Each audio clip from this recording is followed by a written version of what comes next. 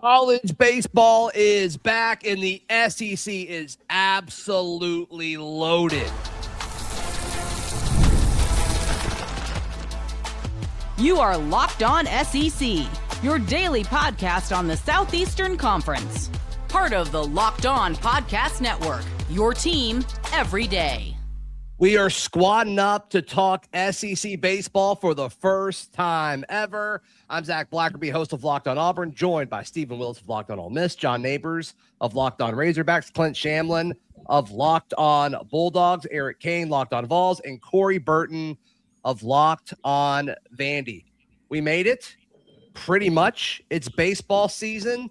John Neighbors, I assume you're the happiest of all of us. Is that right? Why would I be happy? This is something Arkansas is good at. No, well, yeah, that's true. No, we are actually good at it. It's a lot of fun. I am excited about baseball season, if you can believe it.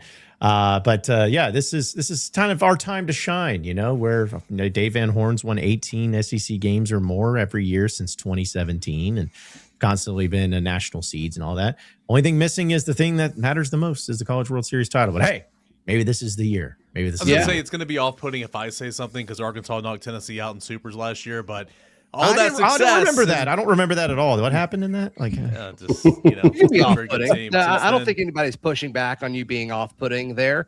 Of course, Arkansas 7th according to the D1 baseball preseason poll. I mean, the SEC is absolutely loaded as far as those top 25 teams. I mean, especially in the top 10. LSU, though, of course, I mean, not surprising, the highest ranked. I mean, is LSU still the king of this conference, the king of college baseball in y'all's mind?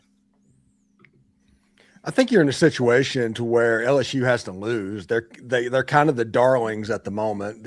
If you want to be the man, you have to beat the man. And this is a absolutely ridiculous conference to where some team that is really, really good is about to throw up a 13-17 in conference play. And I think everybody needs to be prepared for that. And somebody that may not be ranked couldn't turn out to have a really good team over the course of the season. And this is just SEC baseball. I mean, but until LSU gets knocked off, yeah, they're kind of the top dog. Yeah. Yeah. Corey Burton, your Vandy boys squad that you guys lean into, obviously a lot of excitement. Very much. Yeah. Tell us about that. Well, you got a guy that was preseason All SEC on the pitching staff, Connor Fennell. He's going to be really good, looking to be an ace there. Austin Nye, a bigger role there. He's looking like he's going to be the number 2 pitcher. And then I think Nate Taylor, who we got from Clint's Georgia Bulldogs to come over, he's probably going to be the 3rd starter. So Vandy's going to have a really good pitching staff. I believe it's going to come down to who can hit the ball, who can join Braden Holcomb, who was the other All SEC selection from this team, who can hit the ball, who can drive in the runs. Can there be some consistency here with this lineup? It's just very up and down. When the pitchers were off, so were the bats, and when the pitchers were on, the bats weren't on. Just right. Yeah. Right. Not complimentary baseball there. Yeah.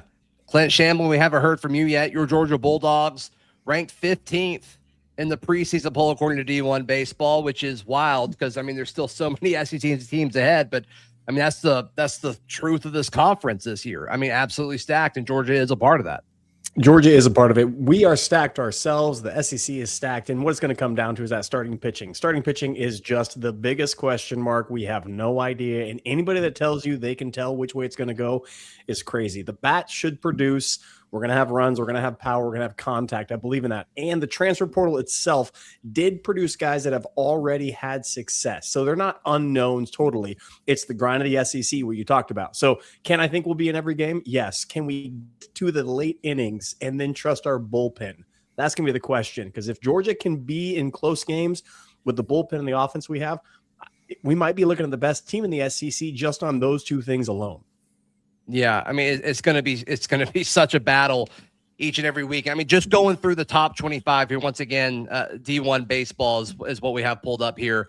LSU at 2, Texas at 3, Mississippi State at 4, Arkansas at 7, Auburn at 9, Florida at 13, Tennessee at 14, Georgia at 15, Kentucky at 18, Vandy at 23, and then Texas A&M at 25. Did anybody get snubbed here, guys? Are any of these way too low in your opinion, or not on this list and they should be? I think just after all the offseason, not even the offseason, just, a 3-week span in the fall where Tennessee baseball program just, was on a roller coaster ride. I think because Tony Vitello is now in San Francisco with the Giants, first sitting college coach ever to take over a managerial position. Frank Anderson went with him. Quentin Eberhard, who's a Major League Baseball strength and conditioning coach who's been with Tennessee for the last couple of years, he goes with him. Because of all that, I think just from the outside noise, it's like, oh, well, Tennessee's going to take a massive step back. And I think if Tony were here with this roster that he and Josh Elander, who's now the head coach, constructed, the transfer portal class, the freshman class, I think if Tony and Frank were still here in Knoxville, I think Tennessee, instead of being 15, probably be somewhere around 11 or 10, just my opinion. Instead of being 6th predicted order of finish in the SEC, probably top 5, I'd say probably 4th. So I'd say Tennessee got slotted a little bit, but again, not saying Tennessee should be out there in the top 5. Anybody else feel like they're way too high or way too low?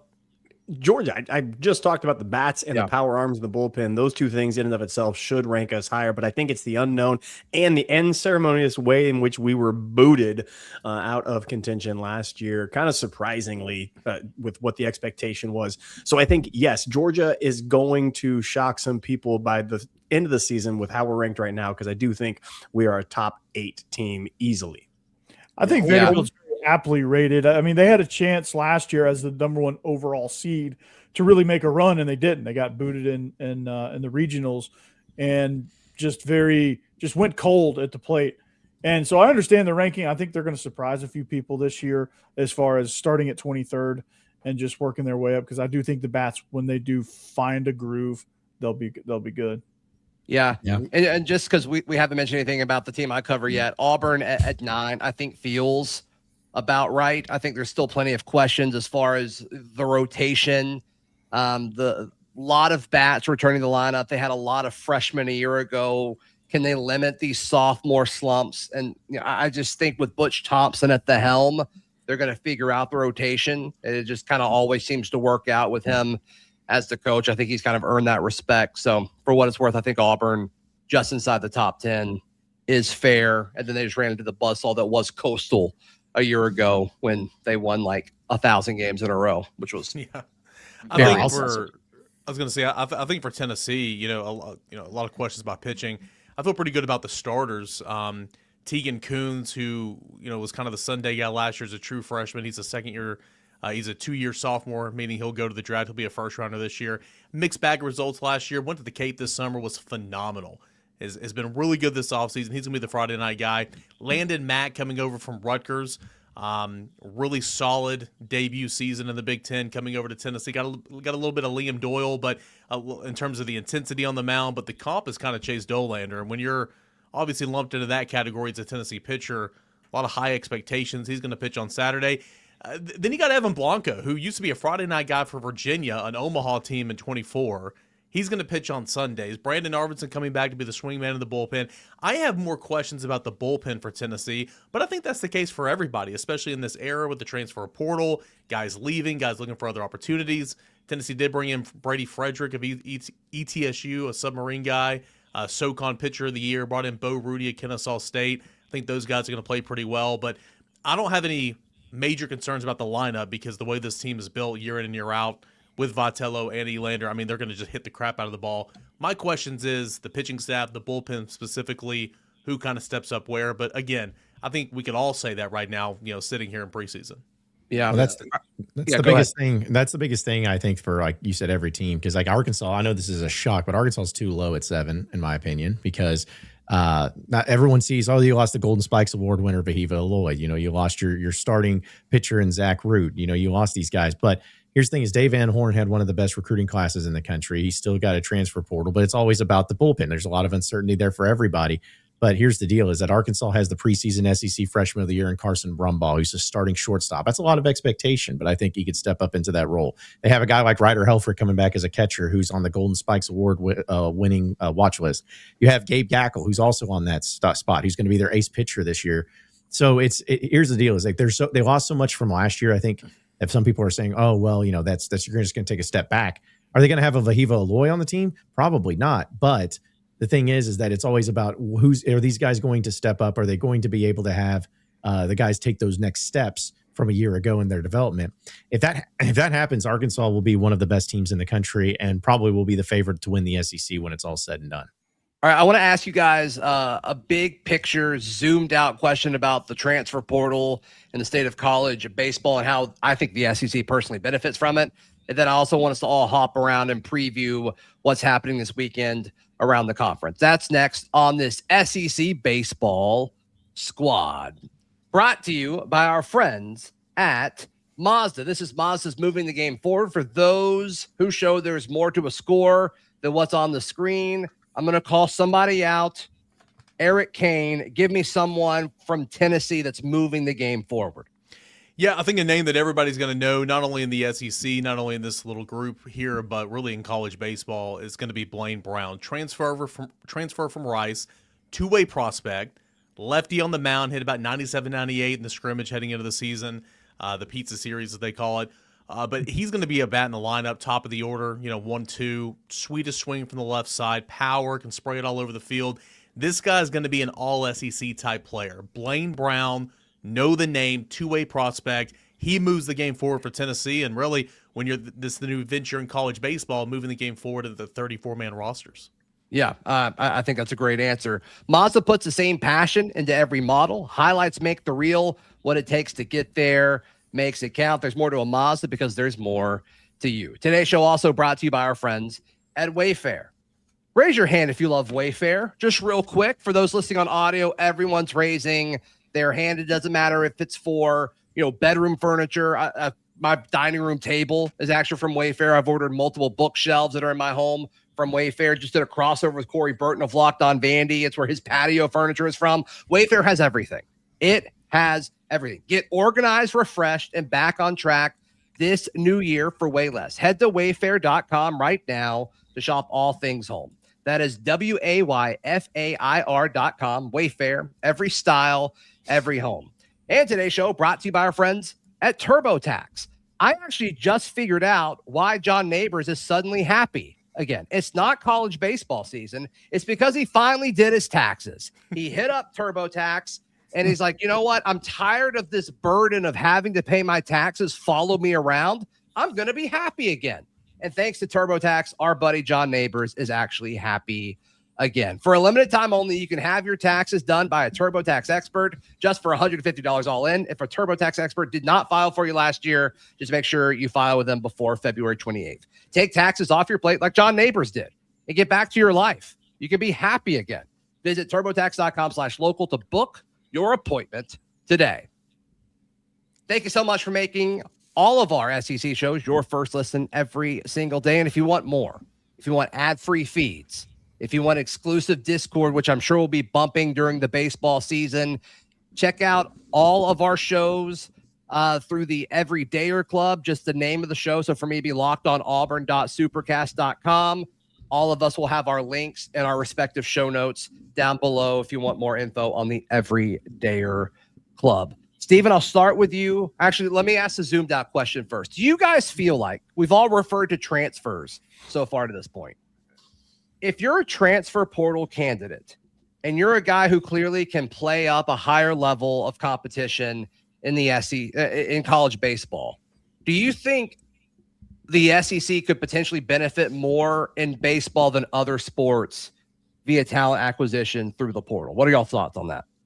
1,000%. Not even close. It feels like we're playing a different sport than everybody else is conference-wise here. I mean, the rankings speak for themselves too. I mean, it's there. Yeah. Especially since the 11.7 went away. Yeah, the SEC is one of the few. It's one of the few places that have schools that actually have baseball programs that either break even or even in some cases make money. I mean, it's a different game. It's a different change. Look at those stadiums. I mean, for crying out loud, it's like you can't get that, and you go pro and you go play out in Sheboygan, and you're not getting any of those types of places and facilities. So yeah, it's not even close. Tennessee, the SEC. I was going to say Tennessee real quick is from last year. Tennessee was about 163,000 in the hole. This upcoming year, they're going to break even in baseball because Tony Vitello's separation pay is going to kick in. But I mean, the fact that baseball is going to make money at Tennessee, It's insane. I mean, it's ridiculous. So furthering John's point, I mean, not many places around the country, not in the South, where you can't do that. Yeah. I think baseball itself has the best opportunity to continue to progress players towards the MLB, unlike other sports that you have to come in ready-made. Baseball in and of itself turns into, we got entertainment baseball, we got minor league baseball. College baseball in and of itself is incredibly entertaining. I mean, just the atmosphere in these stadiums are unlike anything else. Plus the development of these kids as they're coming through and transferring. I think baseball makes the absolute best sense transferring. The SEC turns into a far better feeder program for MLB in the draft to prepare them well. And all the teams that we talked about that we represent are well positioned to do that. Yeah. The facilities, like John said, the facilities, the coaching, the money that's being circulated through this conference is starting to become bigger than a minor league contract. So you get drafted by the White Sox and you get sent to, I don't know where they play, but I'm just going to say Iowa City. I think that's the Cubs, right? So they get sent to Iowa City. And would you rather go there, or would you rather go to Arkansas, who has top-notch facilities, or Vanderbilt, who has top-notch facilities, on down the line? Yeah, and you're only playing 4 games a week. You're not having to travel everywhere. You're a star on your campus. Like, and you're getting NIL, you're getting paid too. Yeah, and every stadium has TrackMan attached. There's a reason that MLB put that in everywhere in the conference. That's right. All right, let's hop around and discuss what our teams are doing this week. I'll start just quickly because I think it's one of the probably least interesting matchups. But Auburn hosts Youngstown State, which is not a state, and this is one that Auburn should absolutely run away with, despite some of the questions with the bullpen and all that. I think Butch Thompson will be able to kind of mix and match and experiment a little bit, which is good. So we'll just go in order. Stephen Willis, what's Ole Miss got this weekend? Ole Miss has the Nevada Wolfpack this weekend, and it'll be nice for Hunter Elliott to kind of get going, one of the better pitchers in all of college baseball. But the question is going to be what's behind him, essentially. And they're going to have to figure out a Saturday starter and a Sunday starter and get their fielding percentage freaking better than it was last year. They did too much bad news Bears stuff. And is this team a 3 outcome hitting team, or can they play a little bit of small ball? They got the transfer Dom Decker coming in from Murray State. Is going to play second base this year. There's questions with this team. That's the reason I'm not upset about them being underranked by not being ranked. But I do think if everything comes together, they're going to be a lot better than what they think they're going to be this year. All right, John Neighbors with Arkansas. Yeah, so Arkansas, and I know Corey's going to talk about it, but while you guys are sitting there with the Poors playing in some random teams, we're actually going to be in someplace better called Globe Life Stadium and playing in something called the Shriners Children's College Showdown. So, well, we'll be there in 2 weeks. So, yeah. Well, no one cares. Baseball doesn't matter except for the first week, anyways. But still, Arkansas is going to be playing against Oklahoma State to open that up on Friday night at 7 p.m. And then they play the top 10 team TCU, which Arkansas, anytime they play purple teams, it's always been pretty rough at times, whether it's LSU, TCU, Kansas State. Don't know what it is. Purple's just not a very good color in Arkansas. So hopefully Razorbacks get a little revenge there. And then they play Texas Tech also this weekend. So really, normally Arkansas's had actually some games before they went down here to Globe Life, because Dave Van Horn's made a deal where they go to Globe Life every year. But to start the season, where you got scrimmages, but this is it right here, I think is really going to showcase just how this team's mindset is in the start. But should be a great thing. It should be a great atmosphere. Razorback fans usually take it over because we have nothing better to do in our lives. So yeah, it's going to be awesome. Yep. Corey Vandy's also a part of that, and you guys actually open against TCU. Yeah, we open against TCU, and then we play a similar schedule there. So it's just a great way to piggyback on what John said. It's just a great way to open the season because you're shot out of a cannon with that competition, and it's like, okay, here we go. We're going to get some immediate answers on A, the starting rotation, B, your bullpen, which is a giant question mark for everybody, and then C, for Vanderbilt, who's, like I said, what's the lineup going to look like? Who's going to be your hitters? Where you're going to get your runs from? How are you going to find some consistency? And you get all of those answers starting out against TCU, and then you run that gauntlet of the Shriners Children's Baseball Showdown. Yeah, and for what it's worth, Oklahoma is out there. Yeah, Oklahoma and who cares? Yeah, they're not here. Who cares? Yeah. Eric with the Vols. Yeah, we'll be at Globe Live here in a couple of weeks. Gonna host Nicholls State, but I think they dropped the state, or they don't like to be referred to as Not a Nicholls state. State. They're not They're one. not a state either. It's weird. It's confusing. So it should be a nice little tune-up weekend. Again, I wish they played better non-con, but the fact that they do go, I mean, they went to Houston last year. They were in Arlington a couple years ago, Phoenix 3 years ago. It's kind of getting a warm-up first couple weekends before you go. But, yeah, looking forward to seeing Tennessee. Look, the starting rotation, this weekend, Tegan Kuhn's on Friday, as I mentioned. Evan Blanco on Sunday, and, of course, Landon Mack on Saturday. Henry Ford, the transfer from Virginia, might be hitting leadoff. If not hitting leadoff, probably hitting third in the order. Excited about him. Mentioned Blaine Brown earlier in the show. Levi Clark is going to be a stud in this league, hitting in the heart of the order, playing first base for Tennessee, catching a little bit. So, yeah, I'm excited to see how kind of all the pieces come together and how this team – I mean, all those questions aren't going to be answered this week, but it'll be our first sample size. So looking forward to that and what should be a sweep and a couple of run rule games. All right, and then Did Clint you, Chamberlain, the Georgia Bulldogs. Horizon League coming on down. Wright State, also not a state, so this is a common thread throughout the entirety of it. This is what we want to see happen. Wes Johnson has his fingerprints on pitching. If the pitching is improved, the starting pitching throughout this series goes ahead and gets well within the game, keeps it going. And if Branch, Phelps, and Jackson go ahead and hit as we anticipate them to do, those come out of this, then I think the whole season is before us and great. I have no fear of the pitching staff because of that acumen that Johnson has. It's going to be fantastic, and I think should be handily won games. Anybody have any final notes to wrap up our first ever SEC baseball squad? Yes, Stephen Willis. Thank you for raising your hand. Yes. Did Eric say Henry Ford, and is his nickname Model T? It better be, man. That is his name. We got to throw a power T on the side of that Model T, baby. But yeah, all name team, right? Yeah, that's great. That's great.